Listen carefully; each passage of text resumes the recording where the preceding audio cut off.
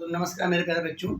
आप लोगों का बहुत बहुत प्यार मिल रहा है यूट्यूब चैनल पर और कई बार सारे बच्चे मेरा चैनल सब्सक्राइब कर रहे हैं और मेरे इन लेक्चर्स का बहुत सारे बच्चे फ़ायदा भी उठा रहे हैं, बेनिफिट भी उठा रहे हैं। ठीक है, तो हम लोग चलते हैं आज के अपने लेक्चर की तरफ। जैसा कि आप हेडिंग देख चुके हैं, आपका थंबनेल देख चुके हैं कि आज का जो मेरा टॉपिक है वो पूरा का पूरा ज्योमेट्रिकल आइसोमेरिज्म का है। मतलब आज जो पढ़ना है हम लोगों को बेटा वो पूरा आज कंप्लीट कर लेना है। मेरे पास क्या कर लेना है, ज्योमेट्रिकल आइसोमेरिज्म। तो मैं बता दूं बेटा, जो ज्योमेट्रिकल आइसोमेरिज्म होता है बेटा वो एक प्रकार का स्टीरियो आइसोमेरिज्म का पार्ट होता है। बेटा किसका पार्ट होता है बेटा? स्टीरियो आइसोमेरिज्म का। ठीक है, अगर मेरे पास दो कंपाउंडों के मॉलिक्यूलर फॉर्मूले सेम हो और उनके स्ट्रक्चर भी सेम हो, मगर उन दोनों मॉलिक्यूल में जो हमारे एटम्स या ग्रुप्स हों उनमें एटम्स का अरेंजमेंट यानी पोजीशन स्पेस में डिफरेंट हो, तो उनको हम लोग बोलते हैं स्टीरियो आइसोमर्स। और उसके अंदर मेरा एक आता है बेटा बहुत इंपॉर्टेंट टॉपिक जिसका नाम है ज्योमेट्रिकल आइसोमेरिज्म। ठीक है, तो बेटा समझते हैं हम लोग अपने नीट और आईटी लेवल के लिए कि ज्योमेट्रिकल आइसोमेरिज्म बेटा किस किस सिस्टम में होता है। ठीक है, अगर हमारे पास कोई भी मॉलिक्यूल ऐसा है जहां पर बॉन्ड का रिस्ट्रिक्टेड रोटेशन है। ठीक है, जहां पर बॉन्ड का रिस्ट्रिक्टेड रोटेशन है, मतलब कोई भी बॉन्ड जो घूम नहीं सकता है। ठीक है, कोई भी बॉन्ड जो घूम नहीं सकता है, रोटेट नहीं हो सकता है, वहां पर आपकी ज्योमेट्रिकल आइसोमेरिज्म आती है। कहां बताइए बेटा? जहां पर आपके बॉन्ड का रोटेशन बेटा रिस्ट्रिक्टेड है, बॉन्ड घूम नहीं सकता है, उसे हम बोलते हैं बेटा वहां पर आपका ज्योमेट्रिकल आइसोमेरिज्म आता है। ठीक है ना। फॉर एग्जांपल, अगर हमने कहीं पर कार्बन डबल बॉन्ड कार्बन ले लिया, क्योंकि कार्बन की वैलेंसी 4 होती है, तो 2 बॉन्ड यहाँ बचेंगे और 2 बॉन्ड यहाँ। बेटा डबल बॉन्ड जो होता है ना, उसमें एक को पकड़ के आप दूसरा अगर घुमाएंगे तो डबल बॉन्ड होने की वजह से बेटा वो रोटेट नहीं कर सकता है। ठीक है, तो पहला सिस्टम मेरे पास हो गया एल्कीन का। पहला सिस्टम बेटा किसका हो गया मेरे पास? एल्कीन का, जहां पर होता है रिस्ट्रिक्टेड रोटेशन, डबल घूम नहीं सकता है, इसकी वजह से यहाँ ज्योमेट्रिकल आइसोमेरिज्म आएगी। ठीक है, दूसरा मेरे पास बेटा होता है मेरे पास ऑक्सीन का system. C double bond N होगा और इस पर बेटा एक तरफ OH होगा, बेटा एक तरफ लोन पेयर होगा। ठीक है, और C पे बेटा 2 बॉन्ड बने होंगे। ठीक है, ऐसा कोई भी सिस्टम होगा। ये तो एल्कीन है बेटा, ये सिस्टम मेरे पास एल्कीन है, ये सिस्टम मेरे पास एल्कीन है, और ये सिस्टम मेरे पास बेटा होता है ऑक्सिन। बेटा क्या होता है मेरे पास? ऑक्सिन होता है। ठीक है, ये सिस्टम मेरे पास क्या होता है? ऑक्सिन। यहाँ पर भी आप देखेंगे तो C और N के बीच डबल बॉन्ड होता है, तो ये रोटेट ना हो पाने की वजह से इसके 2 प्रकार के आइसोमर्स बन सकते हैं, जिनको हम लोग ज्योमेट्रिकल आइसोमर्स बोलेंगे। ठीक है, तीसरा मेरे पास होता है बेटा जिसको हम लोग हाइड्रोजन बोलते हैं, N डबल बॉन्ड या एजो सिस्टम बोल दो। क्या बोल दो? Azo system. ठीक है, N डबल बॉन्ड N होगा, यहाँ कोई ग्रुप लगे होंगे और बेटा एक तरफ लोन पेयर होगा। क्या होगा बेटा? Lone pair. यहाँ पर भी आप देखिए N डबल बॉन्ड N होता है, ये डाइजो सिस्टम, इसका नाम क्या बेटा? Dizo system. यहाँ पर भी मेरे पास ज्योमेट्रिकल आइसोमेरिज्म देखी गई है, ज्योमेट्रिकल पाई गई है। ठीक है, अब मेरे पास जो फोर्थ सिस्टम है बेटा वो साइक्लो एल्केन का है। किसका बेटा? साइक्लो एल्केन का सिस्टम है। जैसे फॉर एग्जांपल साइक्लोप्रोपेन हो गया, साइक्लोब्यूटेन हो गया। सर आपने कहा था कि डबल वाले नहीं घूम पाते। सर आपने कहा था कि डबल वाले नहीं घूम पाते। बेटा जब कोई सिस्टम लॉग होता है, देखो ये सिस्टम लॉग समझ में आ रहा है कि ये रोटेट नहीं हो सकता, क्योंकि ये जो कार्बन है ना, ये 2 कार्बन यहाँ से लॉक कर दिए गए। ठीक है ना, इस वजह से यहाँ पर सिंगल बॉन्ड होने के बाद भी बेटा रोटेशन पॉसिबल नहीं होता है। ठीक है, इसी तरह से यहाँ पर भी रोटेशन नहीं हो पाएगा। जितने भी मेरे पास साइक्लिक सिस्टम होते हैं इनमें भी मेरा जो पाया जाता है वो ज्योमेट्रिकल आइसोमेरिज्म पाया जाता है। फिलहाल मैं इन्हीं की बात कर रहा हूँ। एक और एग्जांपल होता है मेरे पास जिसको मैं साइक्लो एल्कीन बोलता हूँ, जिसको मैं बोलता हूँ क्या? साइक्लो एल्कीन बोलता हूँ। क्या बोलता हूँ बेटा? Cyclo alkene. मतलब कुल मिलाके एक साइक्लिक सिस्टम हो जहां पर आपका एक साइक्लिक सिस्टम के अंदर डबल बॉन्ड बना होगा, उसको मैं बोलूंगा साइक्लो एल्कीन्स। ठीक है, तो मोस्टली हम लोग इन पांच कंपाउंड्स में अपना ज्योमेट्रिकल आज डिस्कस करने के लिए जा रहे हैं। आप स्क्रीनशॉट ले सकते हैं। ठीक, अब हम बात करते हैं अपने पहले एल्कीन वाले सिस्टम की, कि अगर मेरे पास कोई एल्कीन का सिस्टम होगा तो वहां पर हम लोग का किस तरह से बेटा ज्योमेट्रिकल हो पाएगा। आज हम लोग ज्योमेट्रिकल डिस्कस करेंगे और हमारा जो अगला वीडियो होगा उसमें हम लोग देखेंगे इनका इजेड नॉमेनक्लेचर क्या होता है बेटा, है ना। तो देखो भाई, अगर पहले सिस्टम की बात करें तो पहला सिस्टम मेरे पास एल्कीन का हो गया। किसका हो गया बेटा? एल्कीन का। तो यहाँ पर क्या होता है बेटा? कार्बन डबल बॉन्ड कार्बन लगाओ। ध्यान रखना इस कार्बन पे जो दो बॉन्ड लगे हों वो बेटा दोनों डिफरेंट होने चाहिए। जैसे मैंने यहाँ ए लगा लिया तो यहाँ क्या लगा लिया, बी लगा लिया। मैंने एक तरफ ए लगा लिया, दोनों एटम या दोनों ग्रुप अगर बेटा सेम होंगे तो वहां पर ज्योमेट्रिकल नहीं आएगी। आप इधर भी यही ग्रुप लगा सकते हैं, मगर एक कार्बन पे जो भी ग्रुप लगेंगे वो डिफरेंट लगेंगे तो ज्योमेट्रिकल आएगा, अदरवाइज ज्योमेट्रिकल नहीं आएगा। ठीक है, फॉर एग्जांपल ये जो सामने मॉलिक्यूल लिखा है, पहले आप देखिए डबल बॉन्ड आ गया, सिस्टम एल्कीन का हो गया। इस कार्बन की दोनों वैलेंसियां डिफरेंट हैं और इस कार्बन की भी दोनों वैलेंसियां क्या है बेटा, डिफरेंट है। बात समझ रहे हैं? तो दोनों की बेटा डिफरेंट वैलेंसियां चल रही हैं, ठीक है ना। तो ये शो करेगा। इसमें क्या है, इसका एक दूसरा फॉर्म बनेगा जिसको हम ऐसे लिखेंगे सी डबल बॉन्ड सी। इसमें तो ए और बी को मैंने ऐसे लिख दिया, मगर मैंने वहां पलटा के उधर बी लिख दिया और इधर ए। आप देख सकते हैं कि इन दोनों में सब कुछ सेम है, दोनों में मॉलिक्यूलर फॉर्मूला भी सेम है, स्ट्रक्चर भी सेम है, क्योंकि ए और बी लगे पहले भी कार्बन पे थे, ए और बी अभी भी कहाँ लगे, कार्बन पर, तो स्ट्रक्चर सेम है। मगर आप देखिए स्पेस में एटम्स की पोजीशन चेंज हो गई है। तो देखो यह जो फॉर्म होता है जिसमें सेम ग्रुप सेम साइड होगा उसे हम बोल देंगे सिस फॉर्म। देखिए ए और ए सेम साइड है, बी और बी भी सेम साइड है, ठीक है। मगर इसमें देखिए बी और बी अपोजिट हो गया, सेम ग्रुप जो है बेटा वो अपोजिट चले गए हैं, तो ये जो फॉर्म हो गया बेटा इसका नाम क्या हो गया, ट्रांसफॉर्म। तो पहला एल्कीन की मेरे पास शर्त ये है कि कार्बन डबल बॉन्ड कार्बन होना चाहिए और दोनों कार्बन पे जो लगे हुए ग्रुप है वो क्या हो, डिफरेंट। बहुत सारे एग्जांपल बना सकते हैं। For example C double bond C, मैंने यहाँ पर H कर लिया, यहाँ कर लिया COOH, यहाँ कर लिया मैंने COOH, यहाँ कर लिया H। इसका नाम मैलेइक एसिड होता है और ये एक प्रकार का सिस फॉर्म बन गया। आप देखिए ना, इस कार्बन पे ये लगा है COH, ये लगा है H, डिफरेंट हो गया ना। इस पे भी COH हुई है, ये मेरे सिस हो गया और इसी का एक अपोजिट मेरे पास बन जाएगा ट्रांस, जिसमें COH इधर होगा, अगला COH बेटा इधर होगा, इधर मेरे पास H और H। तो ये बेटा मेरे पास क्या बन गया, ट्रांस बन गया। तो ज्योमेट्रिकल आइसोमरिज्म का जो मेरे पास पहला एग्जांपल एल्कीन का है उसमें कार्बन डबल बॉन्ड कार्बन तो होना चाहिए, उसमें कार्बन डबल बॉन्ड कार्बन तो बेटा होना चाहिए, मगर ध्यान रखने वाली बात ये है कि उसमें दोनों ग्रुप डिफरेंट हो। जैसे मान लो मुझसे किसी ने पूछ दिया क्या प्रोपीन का मॉलिक्यूल, मुझसे किसी ने पूछ दिया क्या प्रोपीन का मॉलिक्यूल ज्योमेट्रिकल आइसोमरिज्म शो करेगा, तो मैं प्रोपीन ड्रा कर देता हूँ। प्रोपीन बेटा 3 कार्बन का होगा, CH3 होगा, उसके पास बेटा CH होगा, फिर डबल बॉन्ड CH2। तो पहले आप अपने डबल पे कंसंट्रेट करिए। आप किस पे कंसंट्रेट करेंगे, डबल पे। जरा मैं इसका जरा स्ट्रक्चर ओपन कर देता हूँ। तो डबल बॉन्ड, तो C डबल बॉन्ड C लिख लिया। आप जरा इस कार्बन पे देखिए 2 H लगे हैं, मैंने दोनों क्या लगा दिए, H लगा दिए, ठीक है। इस कार्बन में बेटा क्या लगा हुआ है, एक H लगा है और एक मेथिल लगा है। अगर आप ध्यान से देखेंगे तो यहाँ पर देखिए दोनों एटम सिमिलर हो गए।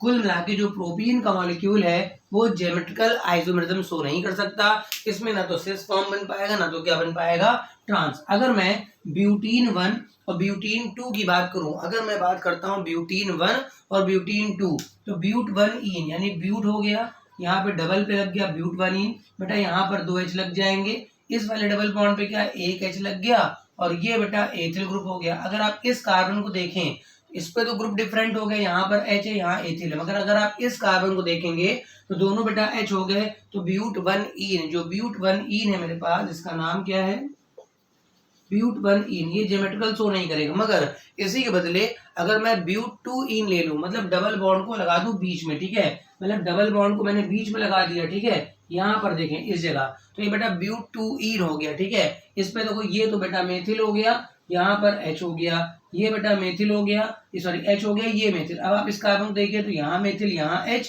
यहाँ मेथिल, यहाँ देखिए डबल बॉन्ड वाले कार्बन पे दोनों ग्रुप डिफरेंट हैं, तो इसका एक फॉर्म सिस बन जाएगा जिसमें दोनों मेथिल आपके सेम साइड रहेंगे।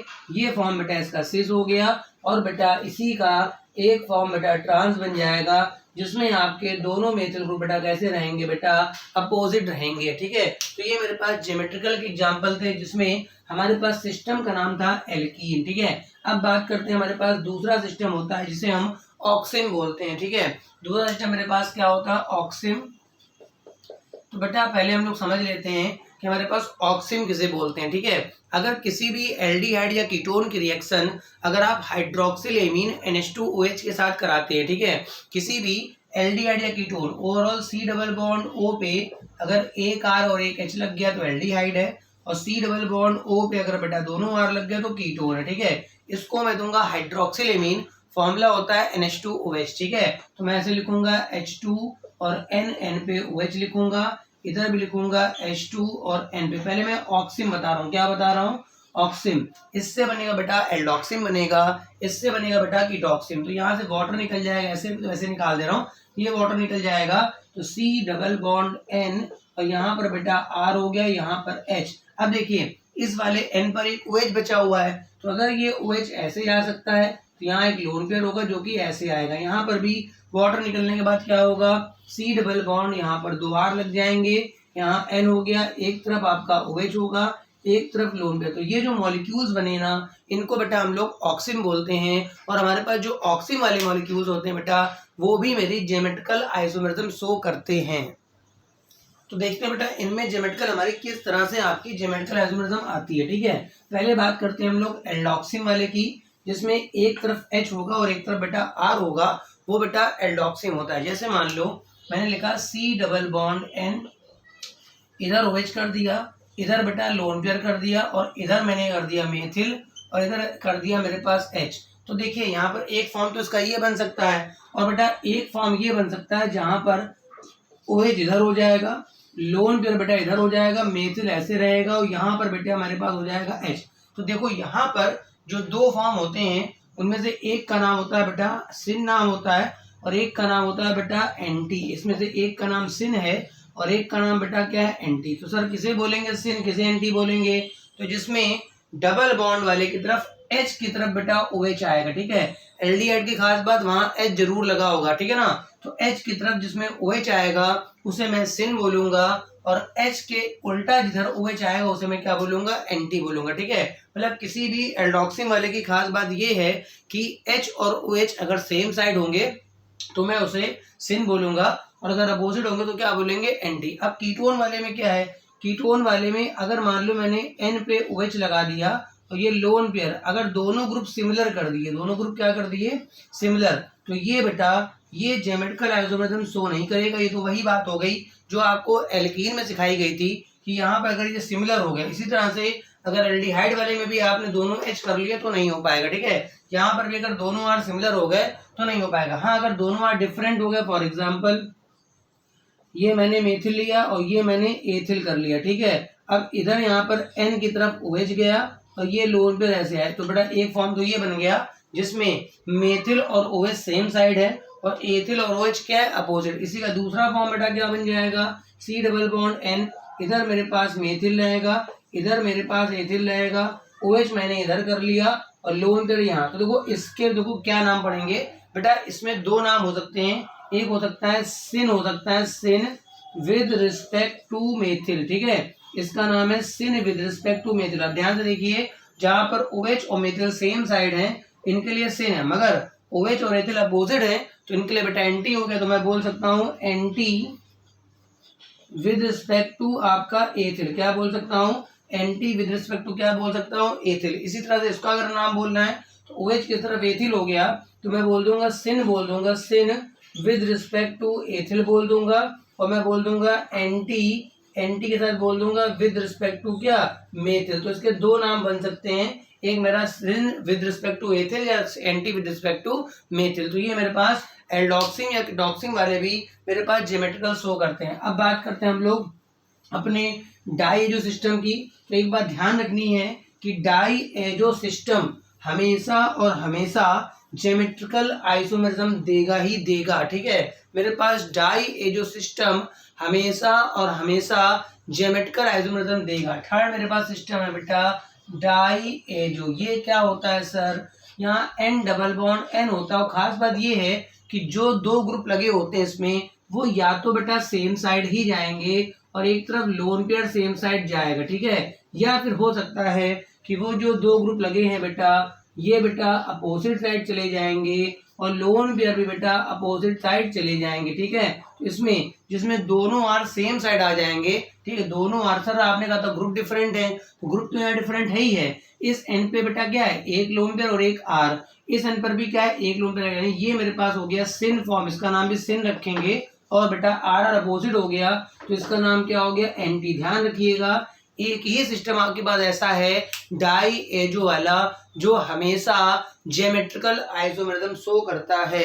अब मेरे पास एक लास्ट सिस्टम बचा है जिसको मैं एक्सप्लेन करूंगा यहाँ पर, जिसका नाम है साइक्लोएल्केन। ठीक है, अगर मेरे पास कोई साइक्लिक रिंग है, ठीक है, अगर मेरे पास कोई साइक्लिक रिंग है, ठीक है, cyclic ring with single bond, तो उसको मैं साइक्लोएल्केन बोलता हूँ। जैसे मैंने साइक्लोप्रोपेन ले लिया, ठीक है, साइक्लोप्रोपेन, तो कोई इसमें सिंगल बॉन्ड तो होता है, उसके बाद भी यहाँ पे सिंगल बॉन्ड घूम नहीं पाता है क्योंकि वो दो तरफ से बेटा क्या होता है, लॉक होता है। बताइए, इस कार्बन पे 2 बॉन्ड लगे हैं, इस कार्बन पे भी 2 बॉन्ड बने हैं। अब अगर बाकी 2 बॉन्ड में एक ए लग जाए और एक बी लग जाए, ध्यान से देखिए, इस पे एक मैंने ए लगा दिया, एक बी, वही ग्रुप डिफरेंट कर दिए। ठीक है, इस पर भी मैंने क्या करा, एक ए और एक क्या लगा दिया, बी, यहाँ पर भी देखो दोनों डिफरेंट कर दिए। ठीक है, तो ये जो है ज्योमेट्रिकल आइसोमेरिज्म शो करेगा। मतलब अगर अगल बगल के 2 कार्बन या उससे दूर के 2 कार्बन पे अगर दोनों ग्रुप डिफरेंट हैं, 2 कार्बनों में चाहिए कम से कम। ठीक है, तो देखो यहाँ ए और ए दोनों सेम साइड है, बी और बी दोनों सेम साइड, तो बेटा ये मेरे पास क्या है, सिस फॉर्म बोलेंगे, इसे सिस बोलते हैं। और इसी तरह से बेटा अगर इसमें ए ऊपर और बी नीचे और यहाँ पर ए नीचे और बी ऊपर हो गया तो दोनों सेम वाले बेटा अपोजिट चले गए, तो इसे मैं क्या बोल दूंगा, ट्रांसफॉर्म बोल दूंगा। क्या बोल दूंगा, ट्रांस। फॉर एग्जाम्पल, जैसे अगर मैंने साइक्लोहेक्सेन बनाया और अगल बगल मैंने मेथिल लिख दिया, क्या लिख दिया, मेथिल। कोई पूछेगा सर क्या ये ज्योमेट्रिकल शो करता है? हाँ सर, बिल्कुल शो करता है। बताइए, मैंने कहा कि 2 कार्बन हो और दोनों पे 2 ग्रुप डिफरेंट हो, तो बताइए इस जगह पे एक मेथिल लगा है तो बेटा इस जगह पे एक और क्या लगा होगा, H लगा होगा। क्या लगा होगा बेटा, H। इस जगह भी क्या लगा होगा, एक H। बताइए इस कार्बन पे क्या क्या लगा है, इस कार्बन पर एक मेथिल लगा और एक H, डिफरेंट हो गया ना। इस कार्बन पे एक मेथिल और एक H, मतलब इसके 2 फॉर्म बन सकते हैं।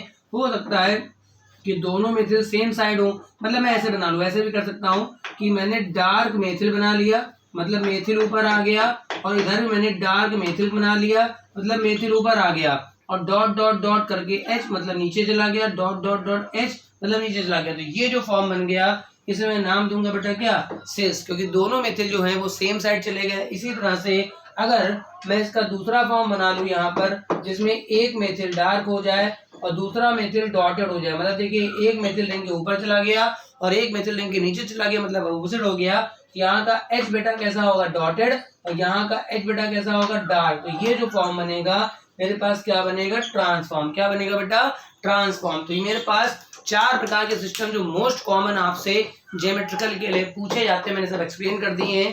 पहला जो सिंपल एल्कीन वाला है, दूसरा मेरे पास जो था जहाँ पर ऑक्सिन वाला था, ऑक्सिन में एल्डोक्सिन और केटॉक्सिन। तीसरा मेरे पास डाइजो वाला है जिसके लिए कोई कंडीशन नहीं, हमेशा फॉलो करेगा।